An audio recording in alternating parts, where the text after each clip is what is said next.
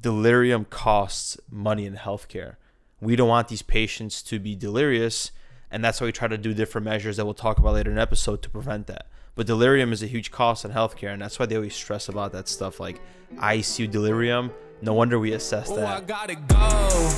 I've been working, told them please don't hit my phone. I'm in my zone, bruh, just leave me alone. Was on the road, but I swear I'm coming home. Now the drinks on me, I think we need a toast. See, I did it for me. Now my old friends calling, told them nothing's for free. Told me time is money, dog, swear I paid all my fees. I was starving for this game, now my family can eat. Welcome, everyone, to another episode of the Couple Nurses Podcast with your host, Matt, and myself, Peter. Thank you for tuning in. Thank you for your time. As y'all can see, if y'all are on YouTube, we are wearing the March merch release right here. Got the Couple Nurses shirts available at couplenurses.shop, as well as all our other merch and all our other products. Don't forget to check out couplenurses.com. That's where we house all our show notes. We have a really cool website going on right now. It's literally like a search engine. You can search whatever you want on it, and it'll find you that topic in a podcast/show note form. So definitely take advantage of that. Really cool. Also, we're trying to put these videos on Spotify. They should be up and running on Spotify. For those of you listening on like Apple Podcasts or other platforms, we should now have video on Spotify. So head on over there and definitely check us out. But like I said, thank you for y'all time. Don't forget as well, we are frontlinewarriors.com. That is our sister site. That is more of a wellness, mindfulness, consciousness website. We also have blogs there, and we're trying to also start up a few new things on there, like with courses and different maybe meditation sessions, all in store for you in the future. We're laying low for now, but a lot of informative stuff right there. A lot of promises. A lot of cool stuff. And soon to be released is prontohealth.com. So Pronto Health is something that we have been working on. Pronto, we've been working on for the last few months here. It's something that we've created to help innovate and revolutionize healthcare, and specifically healthcare employment.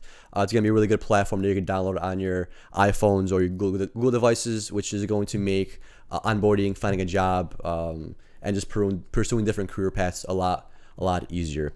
But what's up, Matt? How's everything going? I'm good, man. On today's episode, we're going to talk about different disorders from consciousness. That ranges from being fully self-aware to a vegetative state.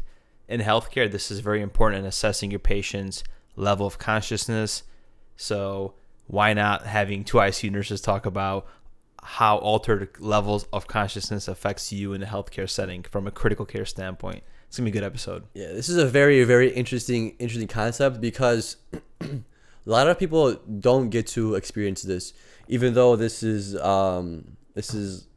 something that is difficult to work with and deal with. Is people that have altered consciousness. So people that are confused, they're living, but they're not able to recognize where they are, what they're doing, what they should be doing, and they don't have a clue of what's going on in the real world, you could say. And that's something that we could say we've been blessed to deal with, but also kind of cursed at the same time, because it is a crazy thing to see. And not a lot of people experience that, but we work in healthcare, so we see a lot of that, and it's something that's always been so mind-boggling because we really don't understand it. We don't really know what happens, where it comes from, what it does. We really don't have a good understanding of it, but what we do understand is that it does happen, and we kind of have ideas on how to treat it and what's best for it, but it's still something it's still something that has to be heavily researched to really figure out what the hell is going on. Because when you have a confused person and you're talking to a confused person and you're trying to orient them and have them be brought back to the real world, you could say, it's really difficult, and you really don't know what the hell is going on, and so unpredictable. It's one of the most craziest things you can ever deal with. And that's why the nursing profession is very humbling, seeing all that stuff.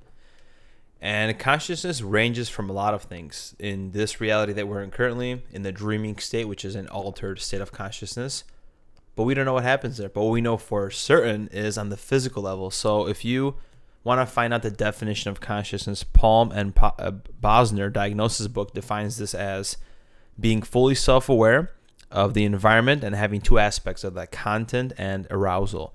So the content part of consciousness is defined by the sum of the function, which is the cerebral cortical level, and that is consciousness based on cognition, how it reflects into information and processes this based on the two cerebral hemispheres that we have. And this is how consciousness gets reflected into our brain. And then you have the arousal, which on the other hand is just the different states of consciousness. And that's what's interesting about the arousal state, because our patients could have this like locked in syndrome where they might not fully know that they're there or be aware of their surroundings, but they're going through this transition because of their arousal state of how they're functioning on the neurological level that we'll talk about. That's it's always so wild. Science. Man. Yeah, and then it's crazy because we like research all this stuff and go in depth and look how it actually stems from and how like certain parts of the brain receive inputs and then give outputs, and it all translates to the world that we see today. Yeah, and what we know for certain, that scientists are saying that consciousness is experienced by the thalamocortical system. That is the most important part, the thalamus and the cerebral cortex. So the thalamus relays all the motor and sensory information to the cerebral cortex, and the cerebral cortex analyzes data based on the five senses, and it's also in control of movement. And that's consciousness and the physical level that we're experiencing it now. Yeah, I always got, like, for those of you that don't really know any of like this neurological anatomy or the neural or nervous system, cerebral cortex, that's like when you think of your parietal lobe, your occipital lobe, that's basically your the outer layer is the cerebral cortex, and that's basically this outer portion of your brain. And just like anything else, so now we're going to talk about like altered levels of consciousness. We have this brain that's an organ, but it has a limited ability to withstand injury. So the brain reacts to acute stress, and based on the stress response, it could go into different levels of consciousness. So what are acute factors of stress that the brain experiences? It could be infections, inflammation, toxins. It could be metabolic buildup of, respiratory alkalosis, metabolic acidosis. You have nutritional derangement, so being deprived of nutrition, a failure to thrive, think diseases like that. You have electrolyte levels. If your glucose is too low, you might have altered level of consciousness, right? Hypoglycemia, hydration, structural damage, which could be concussion or brain bleed. And what happens is let's not include brain bleed because we're talking about stresses here, not an event that happened. So you have the brain, and what happens is on a multicellular level, there's different neurochemical changes that happen that disrupts the equilibrium. This equilibrium affects neurochemical, electrical levels, or electrochemical waves that are monitored on the EEG. So based on what the EEG is showing, if your body can't comprehend and battle these symptoms of the acute stress, it goes into different disorganized levels of thinking. So and you irritated. See that by EEG, it's irritated, yeah. And there's like a threshold. It can't handle it, and seizure. There's just an off switch to protect itself, I guess, right? That's like the mind-blowing. So what I'm thinking about right now when you're talking is, so a seizure and basically a reset of your brain is basically, you could say almost like a seizure, because we don't fully understand seizures 100%. It's like safe mode. Yeah, right. And you have a seizure and you reboot. So that happens when your brain is really, really irritable. So there's like a peak of this. So if irritability leads to seizures, and a high irritable state leads to a seizure. So think about it this way: if you're consuming a lot of toxins, you don't have a good diet, you're not exercising, you're smoking a lot of cigarettes, using tobacco, ingesting lots of fast food, not taking care of yourself, that's ultimately going to lead to a little bit of brain irritability. Yeah. So you might not, you won't get, most of us won't get a seizure from it, but you gotta realize that you are irritating your brain a little bit. So that's going to affect the way that you think and your outlook on certain things, because your brain isn't at baseline. It's always a little bit irritable. So it's not at its 100%, because there's always some portion of it that's irritable. And some of us get affected greatly, where the irritableness might make us prone to being more angry more often, or maybe depressed, or having emotional issues, just because of what you're digesting in your body, because your brain is always a little bit irritable. And we all have different thresholds, and it just kind of shows you how the mind, body, and soul are kind of interlinked. Same way you have negative thoughts, and you keep getting these like you have lack of confidence, lots of anxiety. That's going to affect your digestive system, but it's also going to affect your brain and make your brain a little bit more irritable too. Yeah, it's so beautiful how you're Yeah. saying that. It's because we are this fine balance beam, and we just disrupt this equilibrium that can't be handled.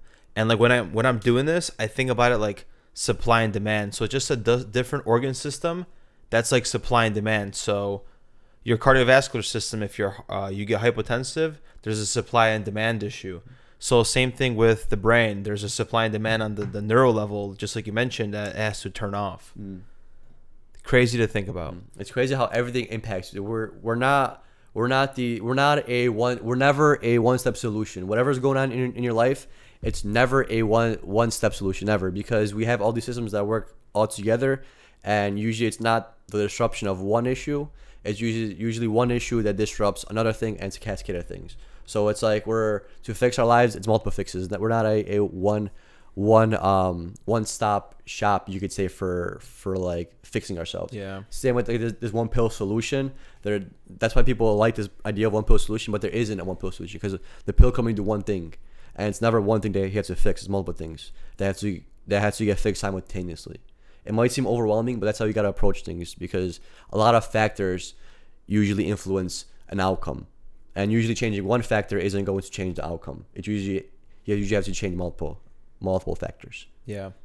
Quick lesson on life for there, Diving back to the hospital setting, we're going to talk about the progression of the disorder of consciousness.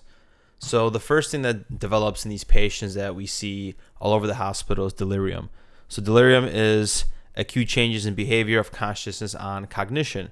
And there could be 3 different states. Hyperactive, which is the crazy patients that we get on alcohol withdrawals. They get crazy delirious. Crazy how that happens too, man. Crazy how that happens too. We have hypoactive, which is basically almost leading to you being uptunded, not really there, sleepy, drowsy from medications that we give you, like Ativan, let's just say, and that messes you up, or mixed. But regardless, what happens is you're disoriented to time and place, and you're impaired. So your cognitive function or your visual motor, you might be hallucinating or whatever, is not fully there. And that's very important in the hospital setting, because delirium costs money in healthcare. We don't want these patients to be delirious, and that's why we try to do different measures that we'll talk about later in the episode to prevent that. But delirium is a huge cost in healthcare, and that's why they always stress about that stuff, like ICU delirium. No wonder we assess that every single shift. Makes you wonder about that. Yeah, man. These are really concepts that you could like think about for a long time and never really figure out, because there's so much things in play, and it's always so interesting to explore these kind of things, because it's so unexplored, you could say, and there's so much opportunity for you to maybe figure something out. Yeah, it's beautiful. Mine is beautiful. So after delirium, you'll transition to a coma, and that's like continuum of the altered state of consciousness. However, with a coma, there's a loss of awareness, and you're not fully aware of the wakefulness. So we could do that consciously through like sedation and things like that. And the 3 and 4 is the minimal conscious state and the persistent vegetative state. And that's like the synopsis of the ICU and what we do in the hospital. You have this delirious patient. Sometimes they come to the ICU because we can't handle what's going on.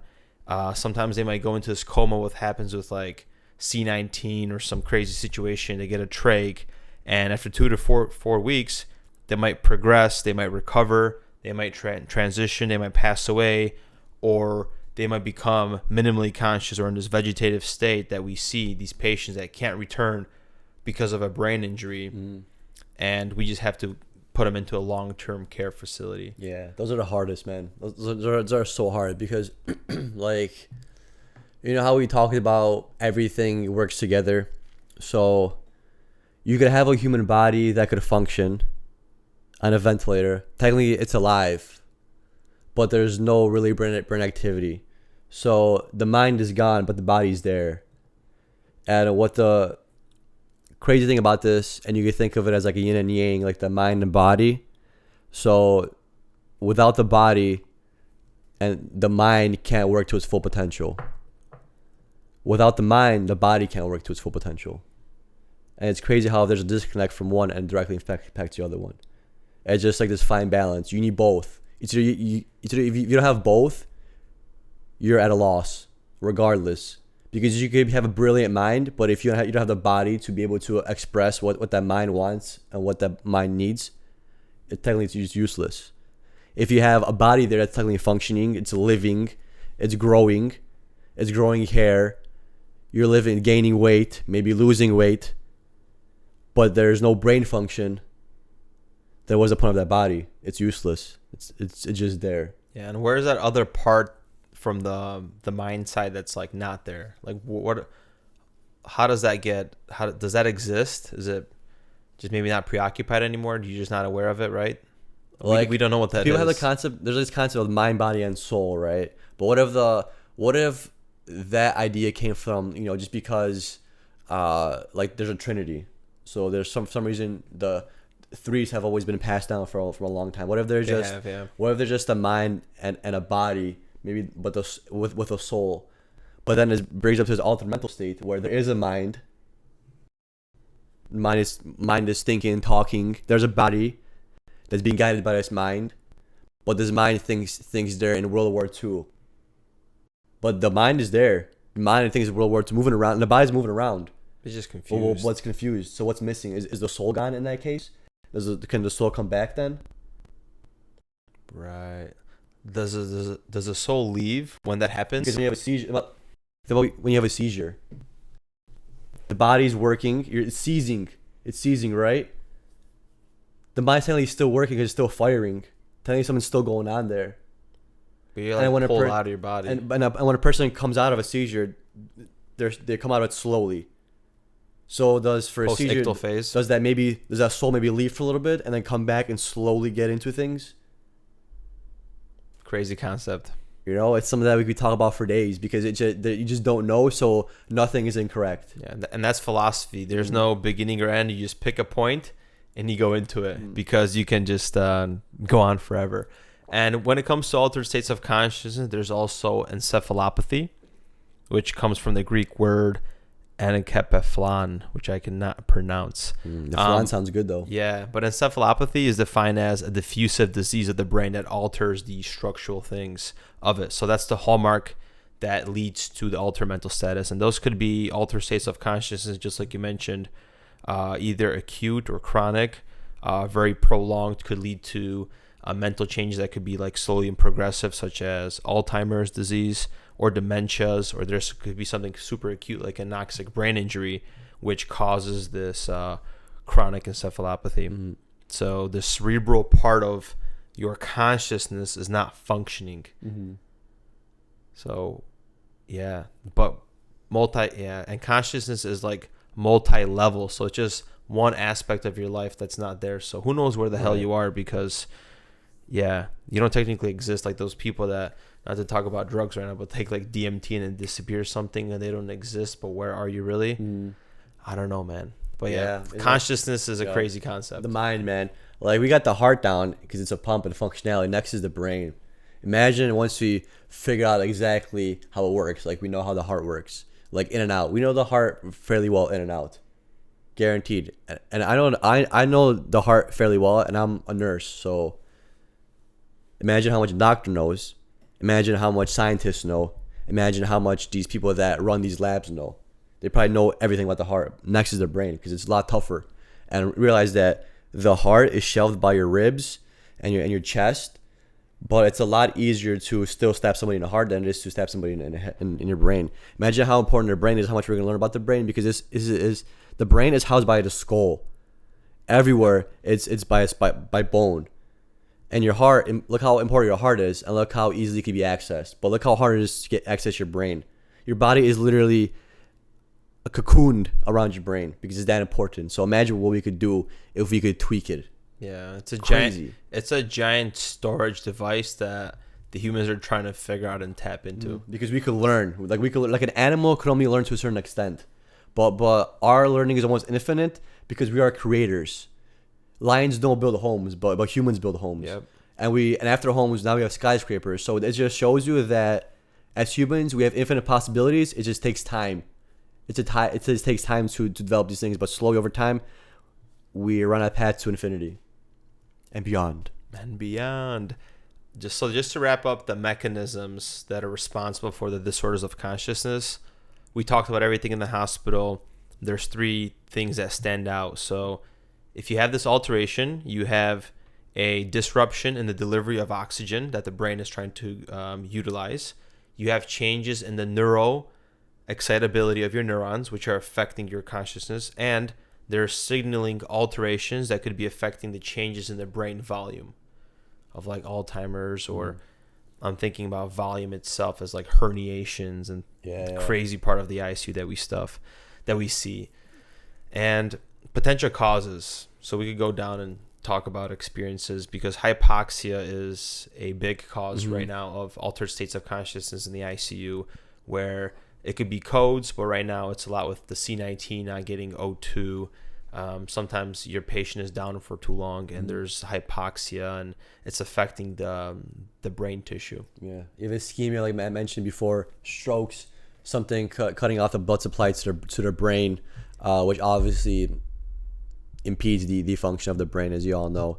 Toxic and metabolic disturbances. So that could be drugs. It could be due to infection, for example, like hepatitis. If you have hepatitis, you could have hepatic encephalopathy, because your liver is a filter. If the filter isn't working properly, like a fish tank, you have a buildup of that green stuff, algae, right? It's called. I have had fish back in the day, and I had an algae problem one time. They had to get it fixed. It's super annoying. So just imagine that you're, for the people that own fish or any kind of filter, your air filter in your car, the thing that in a dryer that builds up over time. So if your filter isn't working properly, it's going to directly impact every function beyond that, and that's going to directly affect your brain, because if it's not filtering your blood properly, you're getting a buildup of metabolites on different harmful chemicals, electrolyte imbalances, any other kind of pH imbalances, everything like that. It happens in your brain, and your brain is not able to work at its maximum, at its potential. And now you throw in other stresses that further irritate the brain, and now you have a seizure, 10 years down the line, because you've been neglecting your body, haven't been working out, being super stressed, and on medication that you thought you needed because you wanted a one pill solution, and you over stress your brain, and you get a stroke or a seizure. And as an ICU nurse, seeing all this, this is one of the things that is not the best about being an ICU nurse, because you don't have a lot of patient interactions and maybe memorable moments as far as talking to them, because most of our patients have an altered state of consciousness. They're tubed, they're vented, maybe a brain bleed, they're delirious, confused, alcohol withdrawal, drug withdrawal, all these things that we just mentioned, toxic buildups, and you don't communicate, you don't talk to them as much. So if you want to be an ICU nurse, this is the part of nursing that's like saving a human life, but you don't get recognition for it, versus having a patient on ortho flow, you help them up, they feel so bad, you remove their Foley now that they could pee again, and it's happy, and you get a Daisy Award for it. It's a different part of it's tough. Different part of healthcare that we deal with, and it's not for everybody, but it's super rewarding seeing all this, and just makes you like feel humbled by life. Yeah, it's tough, because it is ICU, and we see the worst of the worst. A lot of people don't make it. Like, you're in ICU for a reason, is because you're on a cusp. Even post surgery, a lot of people go into surgery and they don't know really what happens first day post op. They just get this rundown, but we as nurses see directly, and then the people that also see is loved ones that have this person undergoing that surgery. They see directly, but a person that hasn't had any experience with this, or hasn't talked about it, or has anybody that had this happen to them, the post op experience, even for like elective surgery, is rough. So if you're some of you that are going to undergo surgery in the future, you're going to be in the ICU for like a day or two. And that's something that happens. And it's crazy. You're that sick after surgery. That sick, or we just got to keep that close eye on you because it was major surgery. So it's like, it's tough sometimes. People don't want to be there, and I understand why. It's almost like the dentistry of nursing, if you think about it, because that's where you see majority of people die, is the ICU. You do. It has the highest mortality. Like, if you... I don't know what the percentage is, but if you go into the ICU, sometimes that might make it. Yep, truth. If you're a real ICU patient, because some people come in for little stuff, smaller hospital setting overflows, but a true ICU patient, there's a high mortality rate. What's interesting about doing research about altered states of consciousness is the hypothalamic pituitary adrenal axis. So scientists are able to measure a direct correlation on brain stress and your effects of how bad of an altered state of consciousness and how severe your illness is based on this response. And the way it's measured is your hypothalamus stimulates the pituitary gland that stimulates the adrenal glands that are sitting on top of the kidneys to release chemicals, which are like glucosteroids and some other stuff. And they could measure that and tell you how severe your disease is. Wow, so cool. Yeah, that's amazing. That's amazing. See, and this is what happens when you learn more about the brain and you figure out the function. You see how once again everything is all aligned together. And so, oh, good. No, all you, brother. Thank you. So back to the ICU stuff. We want to catch delirium. What are the first signs? So there's going to be changes in the person's focus, attention. They might be distracted easily. You could probably relate with all the grandmas that you see how they're going to sleep and just something is up, or they ask that goofy question, and you're like, 100%. Oh, Miss Barbara, you're going into you're sundowning. Yeah, that's the thing. It doesn't usually happen abruptly. It's usually subtle. So it's like, you be chilling with Miss Barb over here from like 7 p.m. till 9 p.m. She's completely fine. 8 times 4. She's watching TV, reading a magazine, and then you come in at like 11 p.m. or something, and she's like, "Hey, can you pass me that cat?" And you're like, "What do you mean, what cat?" She's like, "Oh, never mind." And she goes back to being normal, reads her magazine. Everything else was fine except that one random question. You're just like, all right, that's fucking strange. Then you come back at like, she says she's gonna go to sleep in like an hour. So you come back at midnight and she's like, trying to get out of bed, trying to take off her gown, or her gown's already off, and she's just like, the blanket's like the wrong way, pillows are like by her feet, and it's just like a mess. You're just like, how did this lady go from being completely fine to asking a weird question to now being like full on confused and not wanting to go to sleep because now she can't fall asleep because her brain is irritated, so she's like hyper focused and wants these certain things. It's crazy how that happens, and it's a slow progression, but you see the build up, and then when it hits, and just like it's a waiting game. Same with like a seizure, it's a waiting game. When is it gonna stop? When's the person gonna wake up? Same with sundowning. All right, she's sundowning. How long is it gonna take? How bad is it gonna be? When is she gonna go back to normal? Yeah, even like from the alcohol standpoint, so like the delirium is like hyperactive. They're confused, disorganized, and then we sedate them with medications such as Precedex, and they go into like the hypo phase, and they have like short-term memory loss. They're sluggish, and that just reminded me of that guy that you had for a couple of days in Austin. And then I tried to put a freaking Dubhoff in him like twice. Peter went on lunch, and he told me to watch his patient. Freaking, I was watching his patient for 10 minutes. He pulled out his Dubhoff as the x-ray's coming in to scan him because the patient just took it out. So he took it off twice in half an hour. I tried to be a hero and start one really quick because x-ray's waiting, end up in the lung. But anyways, yeah. Long story short, he's fine. He's fine. He's doing okay. But that was, He's never felt better. Yeah. He feels he felt that Matt got mucus plug out of there, and he hasn't breathed better. He hasn't breathed this good in the last 26 years. It's funny because we had a heart-to-heart afterwards. I'm like, because we're like, sorry, man. I'm like, he's like, it's okay, dude. I know you're just doing your job. And it's like, you accidentally didn't put it in. He's like, yeah, bro, I just want to get better. I'm like, you will. It's, yeah, good times in the hospital. Those are memorable moments that you experience. And we could talk about some prevention. So nurses should pay attention to delirium because, one, you don't want to have your patient up in the ICU. That's bad for them. That costs more money, which prevents you from getting a better raise ultimately. If you're staff, if you're a traveler, you're chilling because the rates are different, right? Yeah. So be careful resuming home medications. Maybe they won't need them, such as Xanax or some other medications.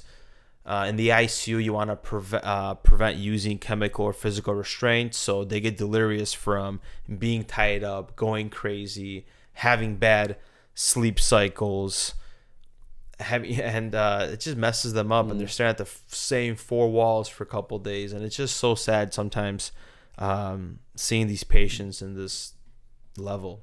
As a nurse, for our nurses out there, maybe try to be like a little proactive. So if that nurse asks you like a funky question, not a nurse, but if the patient asks you like a weird question that's kind of off base to what they normally ask, maybe just try and get ahead of the game, because maybe you could think there's something that maybe it could have just been by accident they asked that question or whatever. But maybe just be thinking if they're older and stuff, maybe get like an order for some melatonin.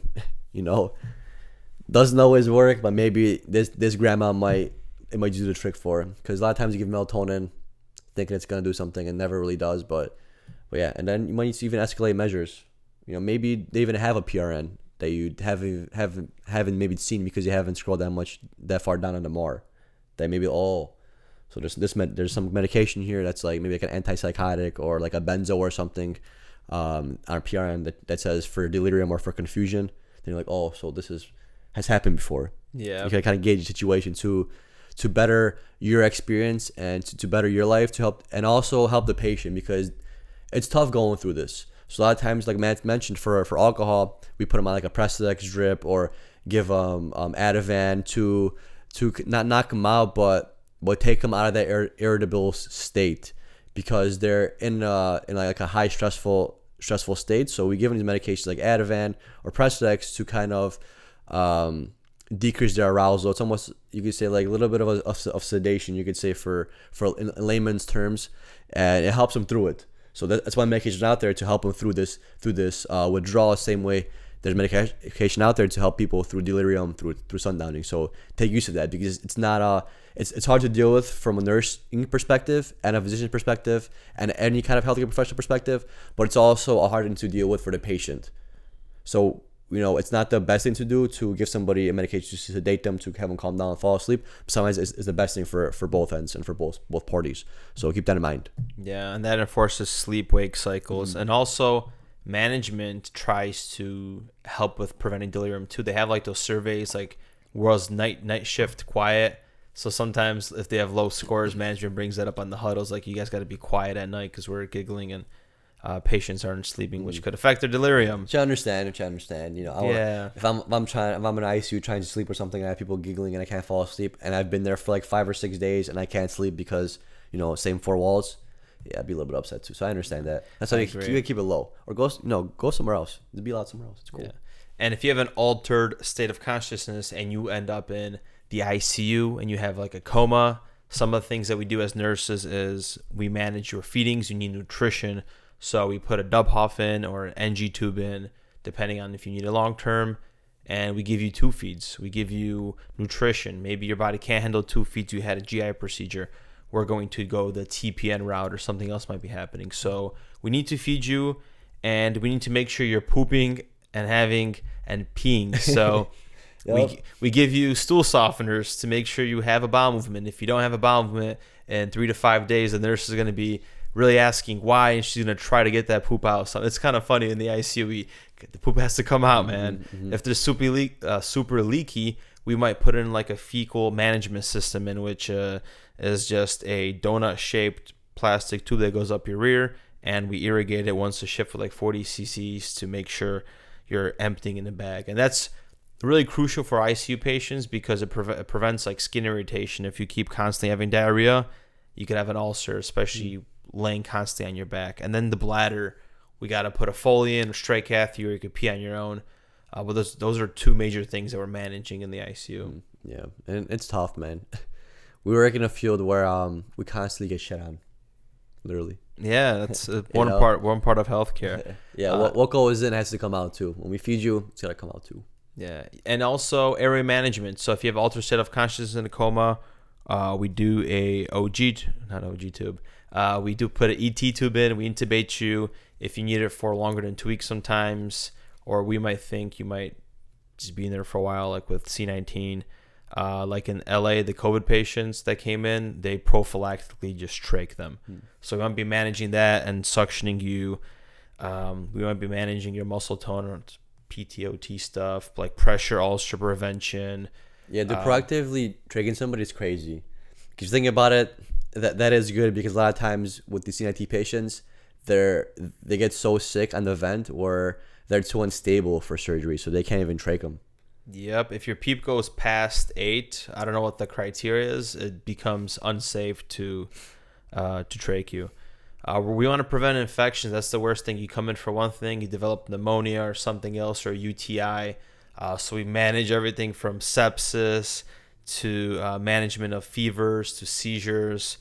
You're in a coma and there's a lot of stuff going on for you. You have an altered state of consciousness, and we try to make sure you live to see your family. Yeah, it's tough. It's now I understand, like, people say nursing is God's work, and people told me you do God's work, but I'm just like, I don't really do God's work. Like, you don't take time to. I'm just like a nurse. This is like, standard operation. Then I take a step back. I'm like, yeah, not a lot of people do this, and it sucks. But for some reason, I chose to do this. Yeah, and maybe it's like a numbing thing too, where like how messed up work is, so you like have that barrier where you don't want to think about of how wild of a career you have chosen, and you just go about your day. Because if you get too involved emotionally, and you don't have that off switch, there's nurses that have PTSD that are emotionally burnt out from all this stuff that's happening. Yeah, I mean, I guess it's always difficult for me to get emotionally involved. So I guess that works in my favor. Say that again. I said it's tough for me to get emotionally involved, so I guess it works out in my favor. Yeah. Being a nurse, it works out. Actually clutch. Or it could work out in any career technically if you want to do that route. I could be a mercenary. Next report might be from Ukraine.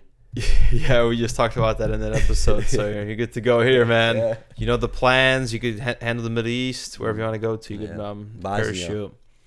Somewhere fun, somewhere warm. All right, guys. I think Peter's state of consciousness is changing. It's altered. Time to go to sleep. We are recording at midnight, though, so shout out to Night Shift, recording late night if you're listening to us. But we got to do what we got to do to give this high-quality content to you guys. So if you guys find value in this show, hit the 5 stars, share with your loved ones. Appreciate it. See you on the next one. Thank you all for your time. Peace.